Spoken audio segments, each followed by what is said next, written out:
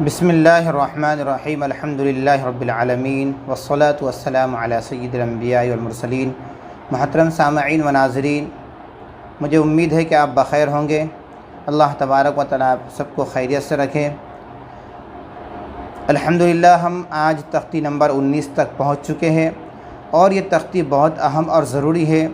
कुरान पाक के अंदर हमने जा बजा या सूरह फातिहा के अंदर ही इमाम साहब पढ़ते हैं वलज़्ज़ाल्लीन।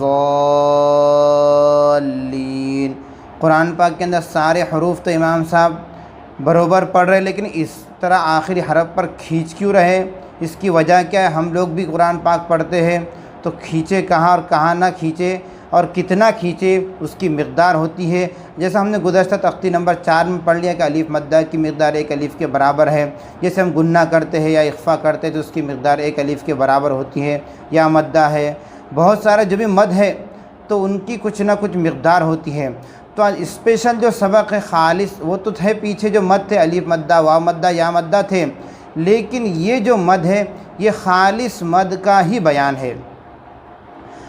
तो मद किसको कहते हैं? मद की कितने किस्में हैं? मद की 3 किस्में हैं। मद्दे मुत्तसिल, मुत्तसिल कहते हैं कि मैं बैठा हूँ, मेरे बाजू में कोई शख्स बैठा हो, जो फ़ौरन मेरे बाजू में हो तो उसे मुत्तसिल कहते हैं कि भाई फ़लाँ शख्स बैठा है, फ़लाँ शख्स के जो मुत्तसिल बैठे हैं उनको बुला लाओ। तो इस तरह वो बच्चा बैठा है, उसके मुत्तसिल जो बच्चा है उसको बुला लाओ, यानी उसके लग कर उसके पड़ोस में जो बच्चा बैठा है उसे बुला लाओ।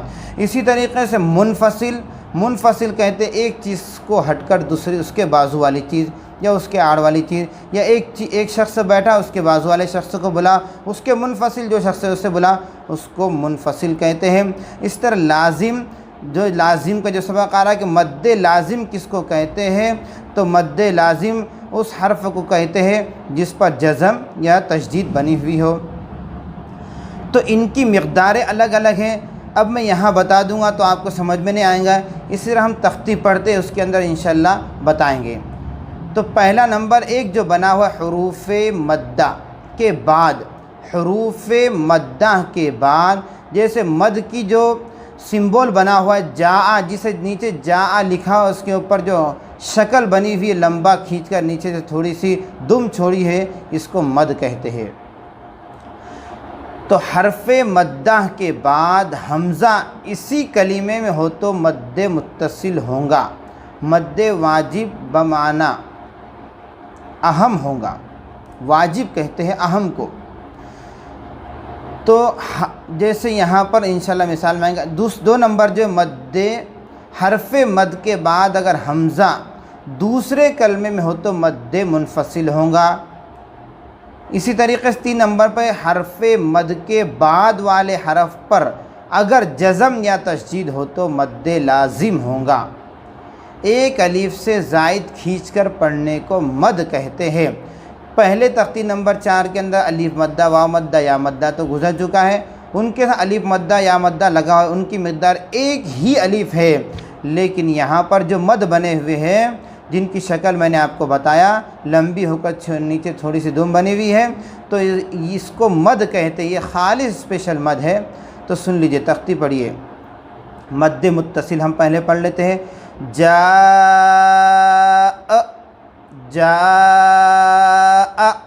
इसको कितना खींचना है तो ये 2 अलीफ़ से लेके 4 अलीफ़ इसको खींचेंगे।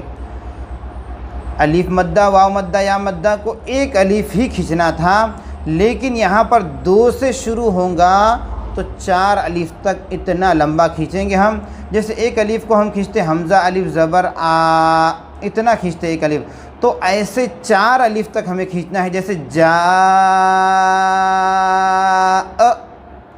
अब इसकी पहचान कि मद्दे मुत्तसिल है या मद्दे मुनफसिल या मद्दे लाज़िम, इसको कैसे पहचानें कुरान पाक के अंदर अगर आ जाए तो जा मद का जो जुमला है, जैसे अलीफ जीम के ऊपर ये मद बना हुआ, उसके फ़ौरन बाद हमज़ा है। अगर मद हरफ़ मद के बाद फ़ौरन हमज़ा हो तो मद्दे मुत्तसिल होगा। सीअत, सीन या ज़ेर सी या मद्दा, ये या मद्दा तो होगा यहाँ, लेकिन यहाँ पर ऊपर जो मद बना हुआ है और उसके फ़ौरन बाद हमज़ा ता ज़बर अत, सीअत मद है, तो इसकी मिक़दार भी 4 अलीफ़ है। सू सीन वाव पे सू, यहाँ पर वाव साकिन से पहले पेश है, वाव मद्दा तो होगा लेकिन यहाँ पर मद्दे मुत्तसिल होगा, हरफ मद के बाद हमज़ा उसी कलमे में है। तो इसकी मिक़दार जो है तो मद्दे मुनफसिल से इसको ज़्यादा खींचेंगे। जैसे इस कायदे के लिखने वाले उन्होंने शुरू में इनके मुताल्लिक लिखा, इन मदों के मुताल्लिक, तो नंबर 1 और नंबर 2 इनको 2 अलिफ से 4 अलिफ तक खींचेंगे। तो पहला नंबर वाला जो है उसको हमें 2 से 4 तक खींचना है, और जो मद्दे मुनफसिल है इसको 2 अलिफ से 3 अलिफ या 1 अलिफ से 3 अलिफ तक खींचेंगे, या 1 अलिफ से 2 अलिफ तक खींचेंगे। यानी मद्दे मुत्तसिल से मुनफसिल को कम खींचेंगे। पहली लाइन में जो मद बना हुआ और उसके फ़ौरन बाद हमज़ा है उसको तो 4 अलिफ तक खींचेंगे, लेकिन यहाँ जो मद बना हुआ है उसके 2 नंबर पर हमज़ा है। जैसे फ़ी अमरिना, यहाँ पर जो मद बना हुआ है फ़ा के ऊपर मद है, उसके बाद या है, उसके बाद हमज़ा है। यानी यहाँ पर 2 नंबर पर हमज़ा आ रहा है और ऊपर की लाइन में 1 नंबर पर हरफ मद के बाद फ़ौरन हमज़ा था, लेकिन यह हमज़ा 2 नंबर पर आ रहा है। तो यहाँ पर मद्दे मुनफसिल होगा। जो पहले लाइन में हमने जितना खींचा था मद्दे मुत्तसिल के अंदर, उससे कम इसको खींचेंगे। फ़ी अमरिना ला इलाहा, लाम के ऊपर मद बना हुआ है, लाम अली ज़बर ला, और अलिफ के ऊपर जो मद है, लाम के ऊपर जो मद है उसके 2 नंबर पर पहले लाम के ऊपर मद है, उसके बाद बीच में अलिफ है, उसके बाद हमज़ा है, हमज़ा ज़ेर ई, ला ई, लाम खड़ा ज़बर ला, ला इला हा ज़बर हा, ला इलाहा। कुछ लोग हमज़ा और अलिफ के अंदर फ़र्क नहीं कर पाते, जैसे लाम अली इसके हिज्जे करते वक्त लाम अली ज़बर ला और अलिफ ज़ेर ई बोलते, लेकिन ये अलिफ ज़ेर ई नहीं है। जैसे हमने तख्ती नंबर 3 के अंदर पढ़ लिया था कि ज़बर ज़ेर पेश को हरकत कहते हैं, ज़बर ज़ेर पेश को जल्दी पढ़े, थोड़ा भी ना कहते। अलिफ हमेशा खाली होता है, अगर अलिफ खाली ना हो तो वह हमज़ा कहलाता है। अलिफ हमेशा खाली होता है, जो अलिफ खाली ना हो हमज़ा है। यहाँ पर जो ला है उसके बाजू जो अलिफ बना, लाम के बाजू में जो अलिफ है वो खाली है, लाम के ऊपर मद है, अलिफ के ऊपर कुछ नहीं, तो लाम अलिफ इस तरह हिज्जे करेंगे। लेकिन लाम अलिफ के बाद जो तीसरे नंबर पर जुमला आ रहा है, तो हमने तख्ती नंबर 3 में पढ़ लिया कि अलिफ हमेशा खाली होता है, जो अलिफ खाली ना हो तो यहाँ पर ये अलिफ खाली नहीं है, बल्कि अलिफ के नीचे ज़ेर है, तो अलिफ नाम हट गया, बल्कि वह हमज़ा के नीचे ज़ेर की हरकत है। लाम खड़ा ज़बर ला, हा ज़बर हा, ला इलाहा।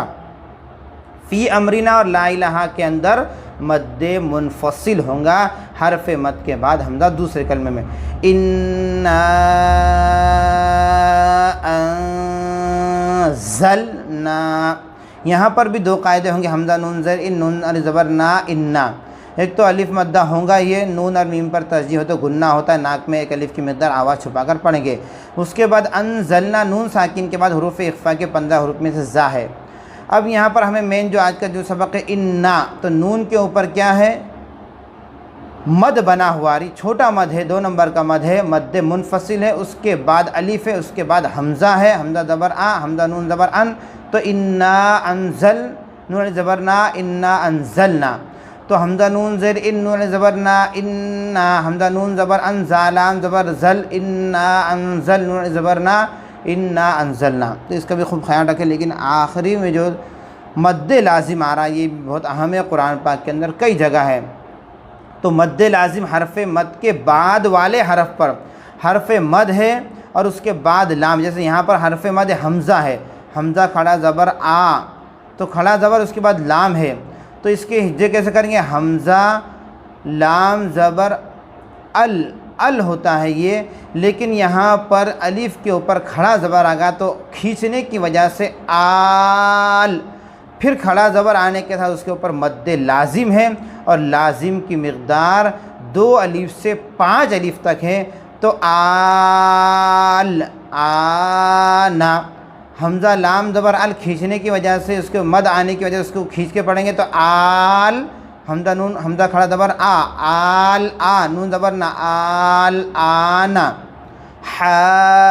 हाजू का, हा जीम ज़बर हज, जीम वाव पे जू, हाजू, हा को जो हम किस लिए खींच रहे हैं कि हरफ मद के बाद हमने जैसे तख्ती में पढ़ लिया हरफ मद के बाद वाले हरफ पर जज़म या तशदीद हो, तो यहाँ पर तशदीद है, मद्द लाजिम होगा। मद्द लाजिम को 5 अलिफ के बराबर खींच के पढ़ेंगे।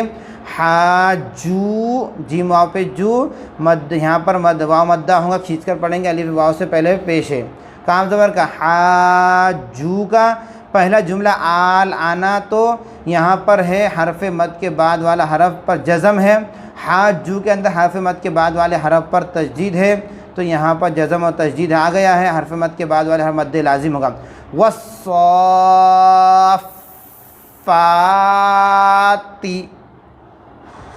तो वाव स्वाद ज़बर वस, स्वाद फा ज़बर सफ़, वस्सफ़ा खड़ा ज़बर फ़ा, वस्सफ़ा।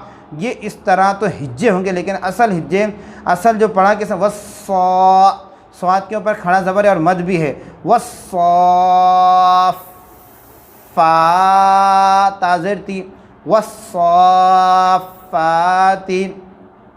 ये सबक सब सबकों में आसान और बहुत अहम और ज़रूरी है। इसे अगर हम मुश्किल समझेंगे और मुश्किल बनाकर पढ़ेंगे तो आसान से आसान चीज़ भी मुश्किल जाती है। इसलिए सबक बहुत आसान है और आसान समझकर ही पढ़िए और कोशिश करिए इनके हिज्जे करने की। और जिस हरफ के अगर हिज्जे करें तो ध्यान रखना है कि इसके ऊपर मद बना और मद को खींच के पढ़ा जाता है। इसी तरीके से बहुत अहम तख्ती कुरान पाक के अंदर बहुत जगह ये मद इस्तेमाल होते हैं। तो मद्द मुत्तसिल और मद्द मुनफसिल जो 1-2 नंबर वाले हैं, इनको 2 अलिफ से हमें 3 अलिफ तक 4 अलिफ तक खींचना है। ये तो मद्द लाजिम है, इसको 2 अलिफ से 5 अलिफ तक खींचना है। इसका ध्यान रखिए, बहुत आसान सबक है। अल्लाह तबारक व तआला अपने फ़ज़ल से हमें कुरान पाक तक पहुँचाए।